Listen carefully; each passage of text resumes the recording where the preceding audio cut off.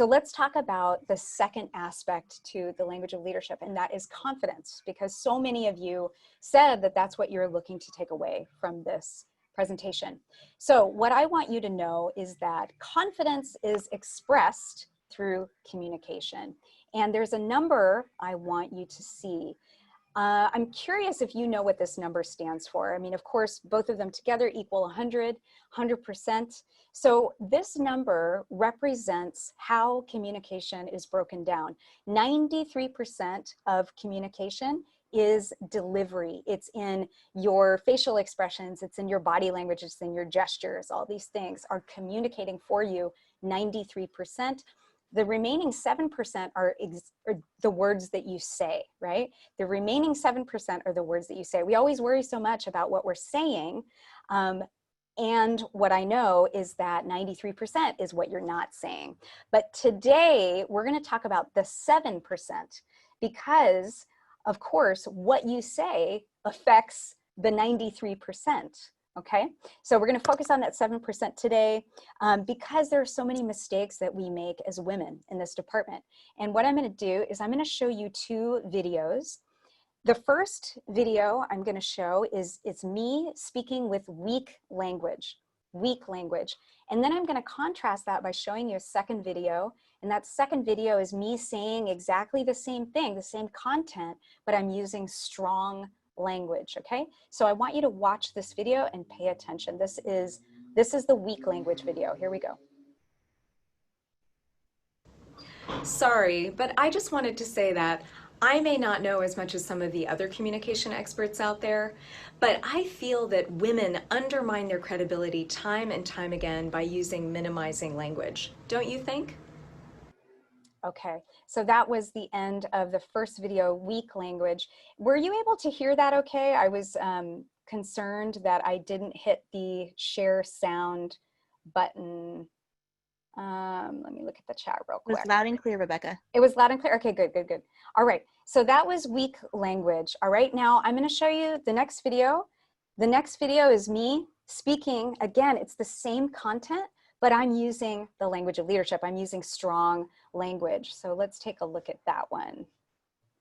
And all right, here we go. So this is strong language. Women undermine their credibility time and time again by using minimizing language. Okay, so notice how much shorter that was than the first one. The first one, I kind of danced around what I was trying to say. I had a lot of words that were getting in the way of my actual meaning. And that affected the way I looked as well. I didn't look as confident in the first video as well. So you can really feel the difference between these two videos clearly. Imagine a person in a leadership video speaking like in that first video. Well, you can't, right? You can't, because weak language projects a lack of confidence, right? So your language, what you say, is directly tied to how confident you feel. And if we want to be seen as and be more confident, we need to delete some language patterns from our speech. So let's unpack some of these language patterns so you're more aware of them. So first, apologizing. We apologize way too much. Women are terrible. We apologize all the time. Something bad happens. Other people make mistakes. Little things like minor tech issues on a video call happen and we're like, oh, I'm so sorry, I'm so sorry. Well, I want you to know that most everything is not your fault. Like 99.999% of things are not your fault. And apologizing, when you apologize, it makes it seem like it is. So essentially, you're taking the blame for stuff that's not your fault when you apologize. It makes us look weak. So do you know this woman here? I imagine a lot of you are younger than I am. So Julia Child was a famous TV chef personality when I was growing up, and we would watch her in my house. And Julia Child famously said, never apologize for your cooking. And to me, work is really a metaphor for cooking, or cooking is a metaphor for work. And I follow Julia's rule. Unless I do something really wrong, I never apologize, because I'm always doing my best So I'm not going to apologize if I'm doing my best. I only apologize if I do something really wrong. So I want you to try to cultivate awareness around how often you apologize and start asking yourself, is it necessary to say I'm sorry right now? Just cultivate that awareness. So that's number one, we apologize too much. Number two, another language pattern we need to delete is soft verbs. So soft verbs really dampen our strength. They make us sound unsure. They make us sound too emotional when that's not what we mean. They make us sound like little girls when in fact we're women. So here are some examples of soft verbs.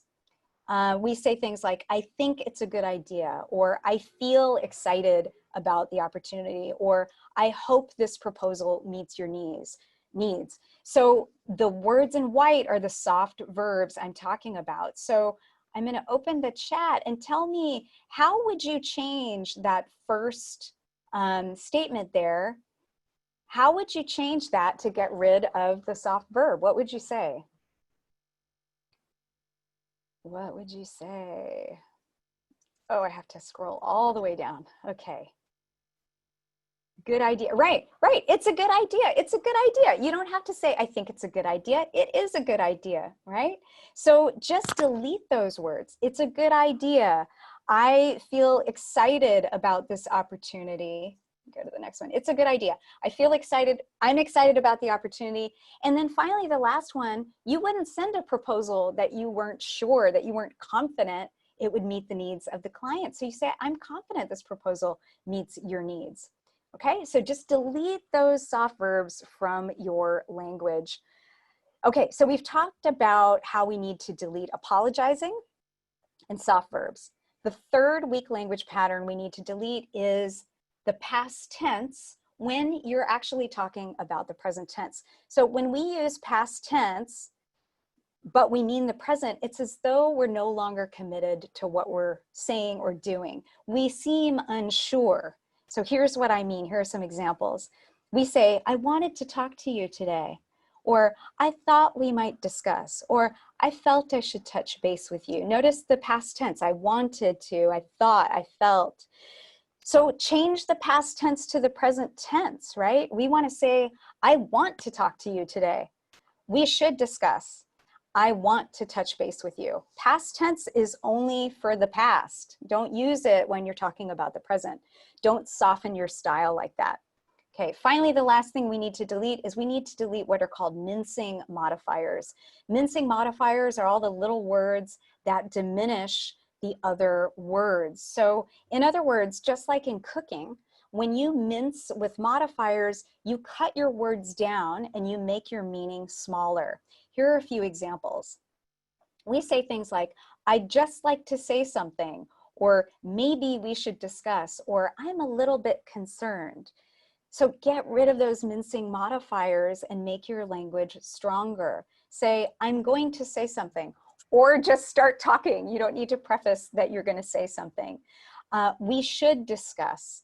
I'm concerned, right? So get rid of those mincing modifiers. Stop mincing what you really mean to say and just say it, okay? Just say it.